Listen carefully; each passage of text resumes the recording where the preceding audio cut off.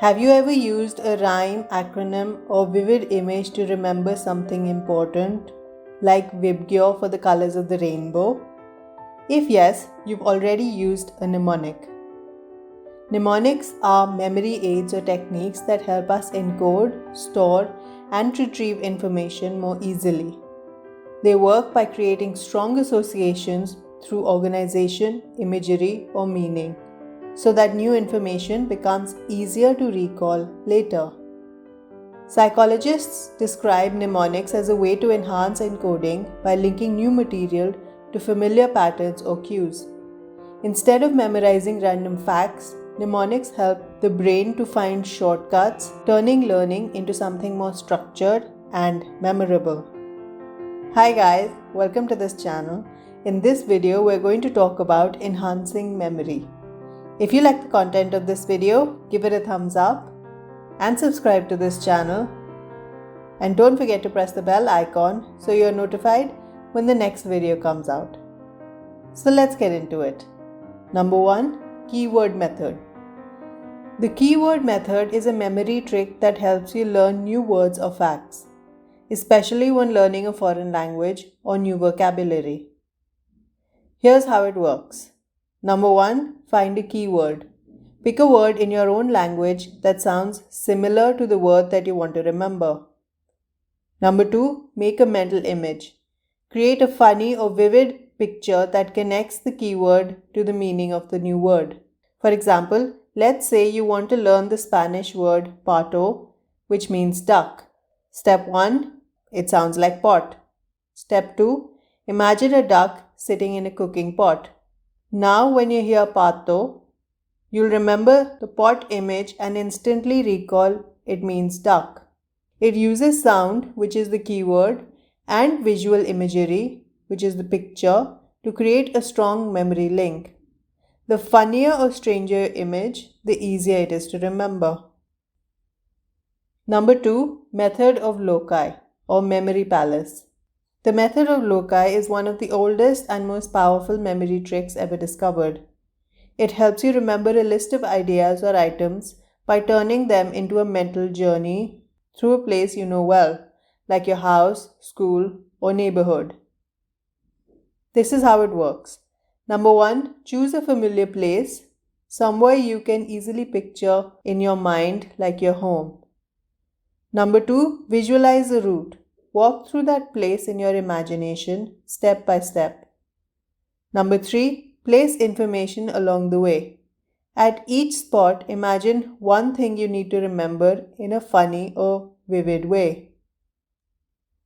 For example, suppose you want to remember your shopping list: milk, bread, apples, and soap. At your front door, imagine a river of milk flowing out. On the sofa, picture a giant loaf of bread watching TV. In the kitchen, see apples dancing on the counter. And in the bathroom, imagine bubbles of soap flying everywhere.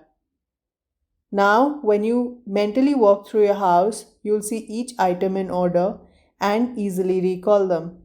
The brain remembers places and images much better than random words.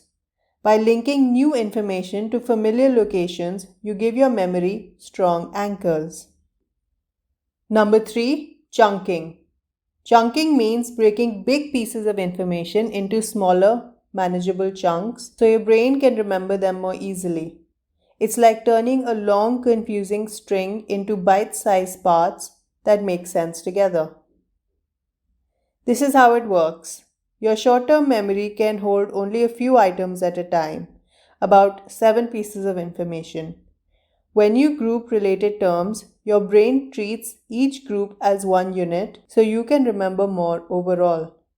For example, let's say you need to remember the number 34792058. This is hard to recall, right? But if you chunk it like this, 347, 920, and 58, it's easier to remember. You can remember phone numbers in this way. Another example is trying to remember this list: dog, cat, cow, apple, banana, and orange. You can chunk them into 2 groups: animals, which are dog, cat, and cow, and fruits, which are apple, banana, and orange. Now it's much easier to remember. Chunking gives your brain structure and meaning instead of random pieces of information. It helps move information from short-term to long-term memory more efficiently. Number 4, the first letter technique. The first letter technique is a mnemonic that helps you remember a list of words or ideas by using the first letter of each word to create something easier to recall, like a word, phrase, or sentence. It's a great way to turn boring lists into catchy patterns your brain loves. This is how it works. Number 1, take the first letter of each item that you want to remember. Number 2, rearrange or combine them to form a word, which is an acronym, or a sentence, which is acrostic. For example, to remember the colors of the rainbow, violet, indigo, blue, green, yellow, orange, and red, take the first letters and turn it into an acronym known as VIBGYOR. The one word helps you remember all 7 colors. Another example uses a sentence. To remember the order of planets, Mercury, Venus, Earth, Mars, Jupiter, Saturn, Uranus, and Neptune, use the sentence, "My very educated mother just served us noodles." Each first letter stands for one planet.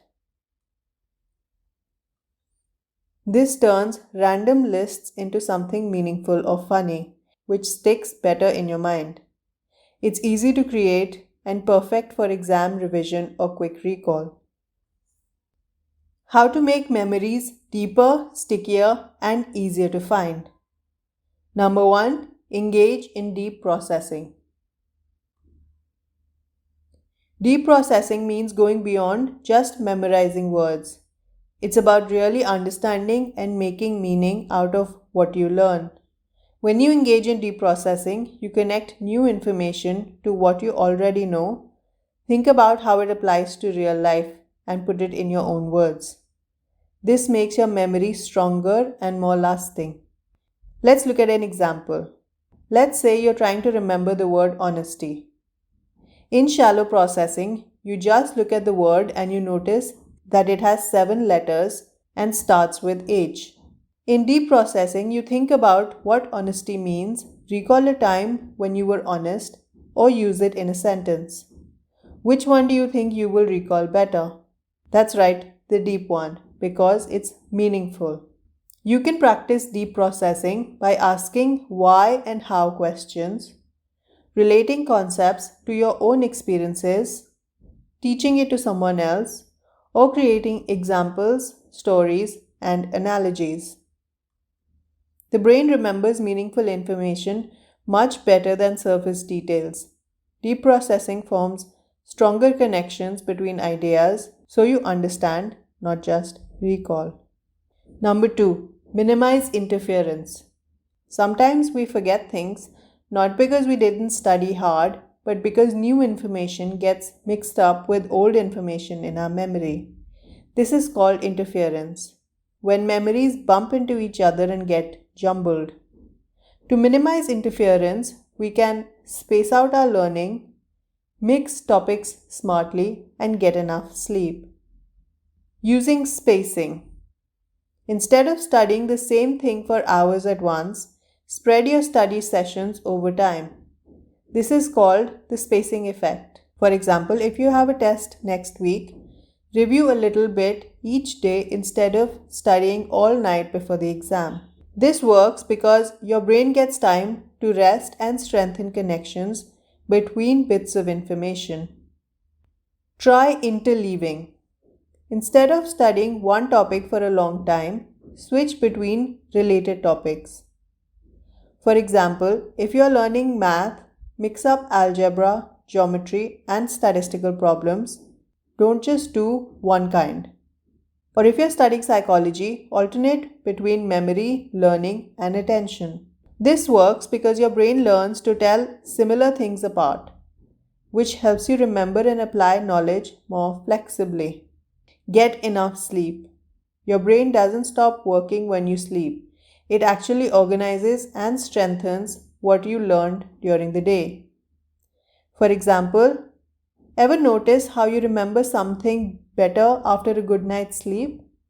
That's because sleep helps your brain store memories more clearly and remove interference from unnecessary details.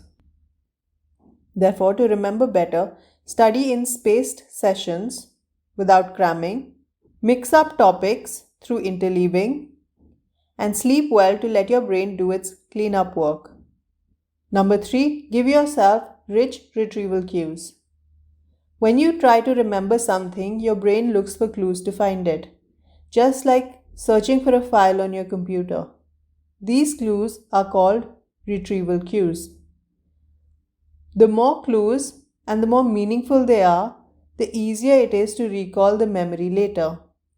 Retrieval cues are hints or triggers that help you bring a memory back. They can be sounds, smells, emotions, places, or even other words connected to what you learned. For example, if you studied while listening to a certain song, that song can later help you recall what you read. Or if you learned about plants while sitting in the garden, being in nature might help you remember those facts better. Here are some ways to build strong cues while studying. Connect new information to old knowledge. When learning about classical conditioning, link it to your dog salivating when it hears the dinner bell. This makes memory more meaningful and easy to access. Use multiple senses. Say it out loud, write it down, and visualize it. The more senses involved, the more pathways your brain has to find that memory later. Study in context. If possible, study in a similar environment or emotional state as where you'll recall it, like during an exam. This is called context-dependent memory. Make personal connections. Relate facts to your own life or experiences. Personal meaning equals stronger retrieval cues. Number 4, pair words and visuals through dual coding. Your brain has two main ways of taking in information. One for words, which is language, and one for images, which is pictures and visuals. When you see both together, you double your memory power. This is called dual coding. Dual coding means learning something using both words and visuals at the same time. You give your brain two parts to the same idea, so if you forget one, the other can help you remember. For example, if you are studying the water cycle, you can read the steps such as evaporation, condensation, and precipitation, and look at a diagram showing clouds and rain. Later, even if you forget the words, the picture helps bring them back to mind. This works because your brain stores information in two formats. It creates more connections between ideas. That makes it more easier to retrieve the information later, like having two doors to the same room. Here are some simple ways to use dual coding while studying.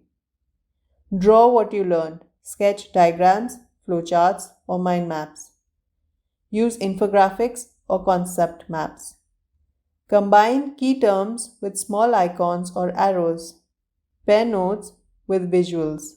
Next to each main point, add a doodle or image that represents it. Watch short animations or videos. Visual explanations, like in this video, make abstract ideas easier to remember. In conclusion, learning doesn't have to be about endless repetition or late-night cramming. By using the right techniques, you can study smarter, remember better, and make learning stick. Through mnemonics, deep processing, minimizing interference, using rich retrieval cues, and dual coding, you're giving your brain structure, meaning, and multiple ways to access information, which makes learning faster, easier, and more enjoyable. So that's it for this video. If you're looking for quality mental health worksheets and resources, please visit my website. The link is provided in the description box below. Once again, if you like the content of this video, please like it, share it with someone who might find it interesting, and subscribe to this channel. And don't forget to press the bell icon so you're up to date on all our videos. As always, thanks for watching.